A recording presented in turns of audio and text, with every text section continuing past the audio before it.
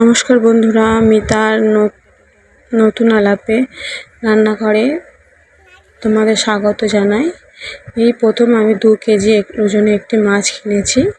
এই মাছটা আমি কেটেছি ও আমার সাথে আমার শ্বশুরমশাইও ছিল। কেটে ভালো করে ধুয়ে নিয়ে এসেছি। সব মাছটা আমি রান্না করিনি, কিছুটা আমি পরিমাণে ফ্রিজে রেখে দিয়েছি আর কিছু পরিমাণে আমি রান্না করেছি। পিসগুলো এইভাবে কেটেছি, যেরকমভাবে পেরেছি কেটেছি।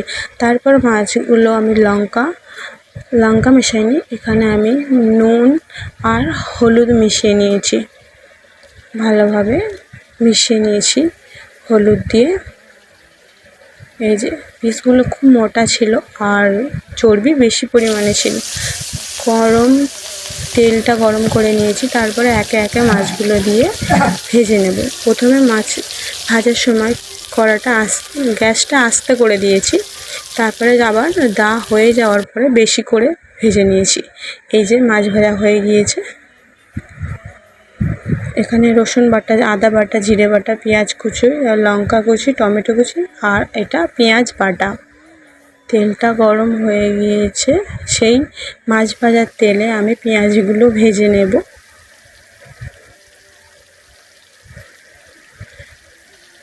মাছের চর্বি থেকে কিছু তেল বেরিয়েছিল আর কিছু আমি এখানে সর্ষের তেল দিয়েছিলাম। সর্ষের তেল দিয়ে রান্না করলে সে টেস্ট বাড়ে ও খেতে সুন্দর হয় তরকারি।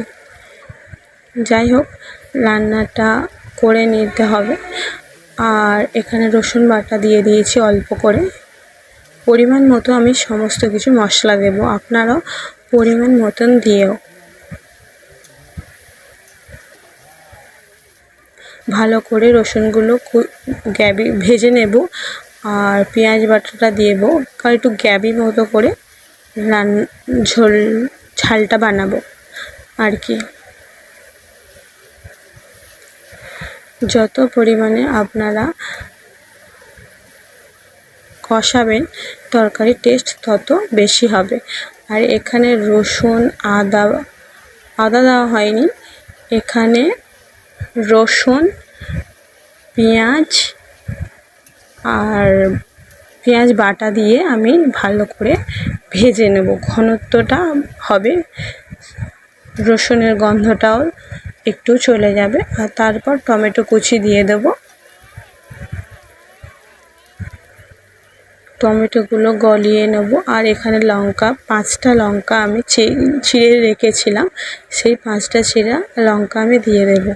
এই দেখুন, গ্যাসটা একটু আস্তে করে দিয়েছিলাম, কারণ নিচে তলা যাতে না ধরে যায়, যার জন্য আবার আস্তে করে থেকে আবার একটু জোরে দিলাম গ্যাসটা দিয়ে। এখানে 1.5 চা চামচ নুন আর 1.5 চামচ হলুদ দিয়েছি।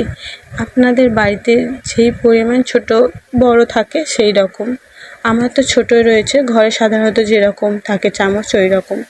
এখানে লঙ্কার গুঁড়ো 1 চামচ দিয়েছি। আবার ভালো করে কষিয়ে নেব এইভাবে। আর তলাটা যাতে না ধরে যায় সেই খেয়াল রাখতে হবে। গ্যাসটা দরকার পড়ে আস্তে করে দেবেন, দিয়ে আবার ভালো করে কষিয়ে নেবেন মশলাগুলো। কষাতে আর 2টো তেজপাতা দিয়েছিলাম এখানে আমি সেন্ট হওয়ার জন্য। ও তেজপাতা দিলে নাকি তরকারির স্বাদ বাড়ে। আর এখানে আদা বাটা দিয়েছি অল্প করে, পরিমাণ মতো। তারপরে এই জিরে বাটা, এগুলো আমি শিলে বাটা, আমাদের সাধারণ ঘরে যে শিল থাকে সেই শিলে বাটা আর কি।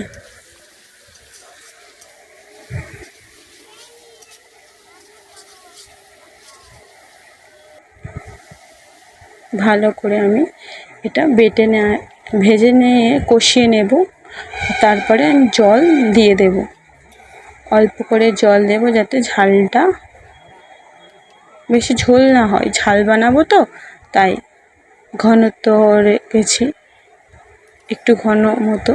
এই যে তরকারিটা ফুটে এসেছে।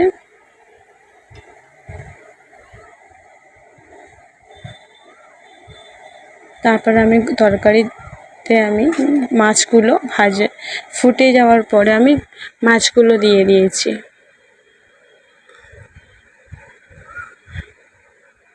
একটু মাছগুলো ফুটিয়ে নেব। এখানে আমি ছাই গরম মশলা ব্যবহার করেছি। সেই ছাই গরম মশলা সবসময় টেস্ট খুব সুন্দর হয়। আর ছাই গরম মশলা না দিলে তরকারি টেস্টি মনে হয় না যে।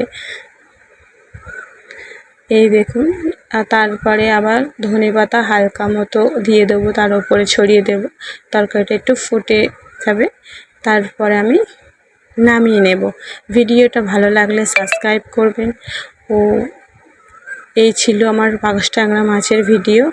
খুব সুন্দর হলে ভিডিওটা লাইক করবেন ও শেয়ার করবেন। এই ছিল আমার ভিডিও। নমস্কার বন্ধুরা।